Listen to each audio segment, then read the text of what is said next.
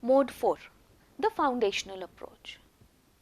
The foundational approach is invariably one that is seen in science and engineering curricula, where we need more of the problems to solve. Here it is assumed that some knowledge is necessarily foundational, like in core disciplines of sciences and engineering, to other knowledge, and therefore it needs to be taught to the students before they can begin to solve the problem.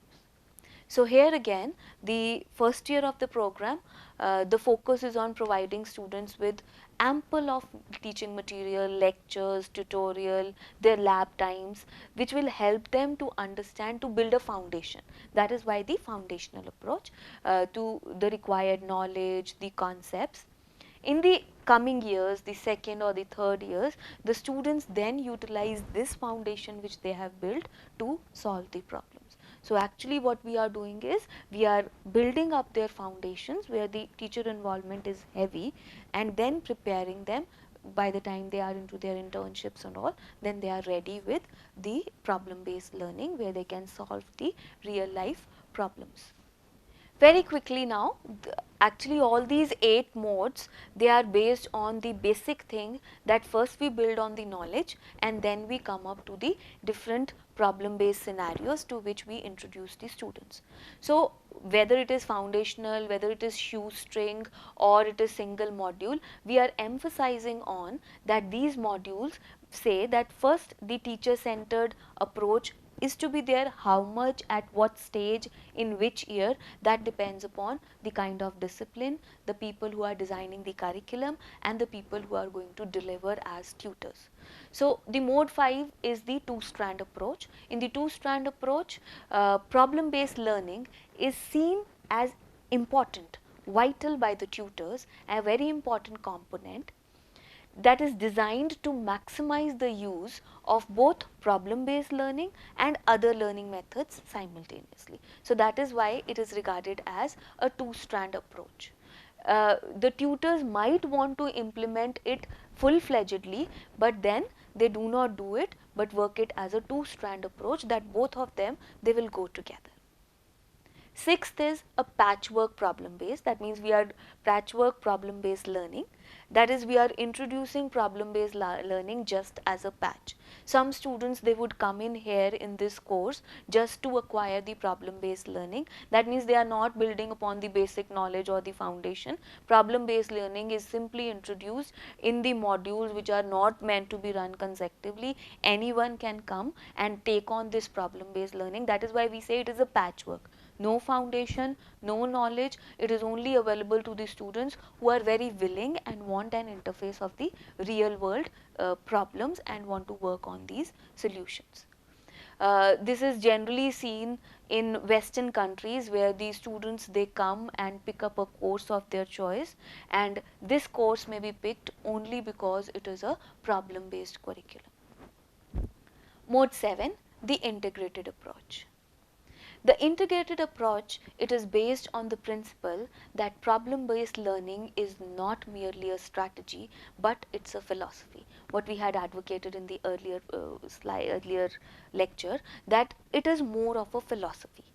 In practice, relatively few examples of this mode curriculum exist, although it is an approach that in the long term everybody would have to espouse.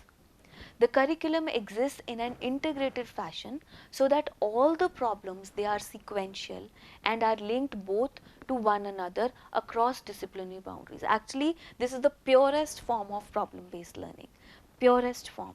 We talked about pure and hybrid models, so this works as the purest form. Students, they are equipped from the program through explanations of the approach and team building activities. And last one is the complexity model.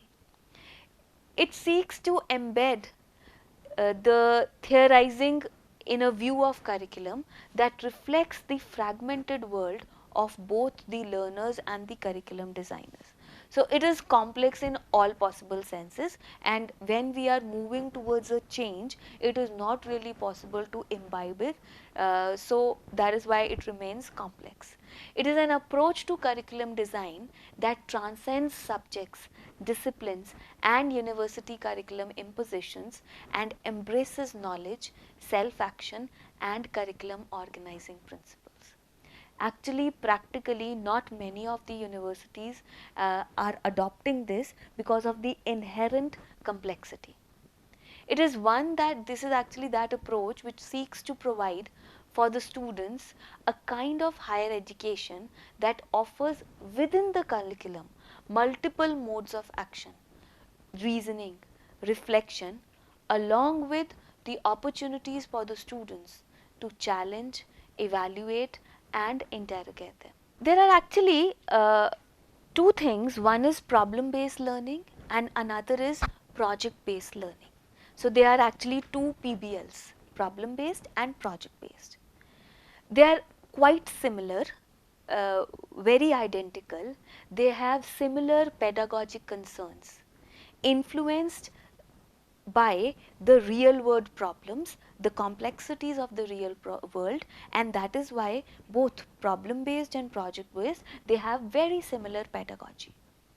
In 1916, education and social reformer John Dewey, in his work Democracy and Education, there he declared that education is not an affair of telling and being told. In fact, it is an active, constructive process. And both problem based and project based learning, they are based on this constructivism. Both of them, they are based on the learning press that presses students beyond knowledge acquisition, causing them to engage in critical thinking in order to construct their own meanings by applying what they have learned in their traditional learning. Both project and problem based experiences, they come from an open ended question, which may be a scenario, which may be a project, which may be a challenge. Neither of them states that steps to a solution. They are not suggesting that these are the steps you follow, this is the mathematical problem and you come to an answer. Instead, both of them cause the learners to interpret and plan an approach they may repeatedly revisit and revise. That means not one answer. They are giving a guideline that how can you come to a solution, and the students at their level, they are being groomed that this solution can always be bettered. So they will be constantly revisiting. Both these methods, project based and problem based, ask the students to operate in the manner of professionals. Actually, they take the student up from the level of a mere student to professionals, grooming them as experts. In problem based learning, the students are approaching the problem more as scientists, mathematicians, economists, computer science students, and other processes. While in project based learning, students adopt the mantle of the expert. They are not just a mathematician, just a scientist. Rather, they are experts. Experts means multidisciplinary. In projects, the students are likely to read, research, work in teams, consult experts, and use a number of technologies.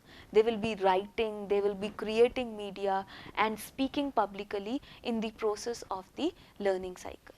So, what I have told you now is similarity, what brings them to a common platform, both project based and problem based, yet they are different. I told you that they are working as experts.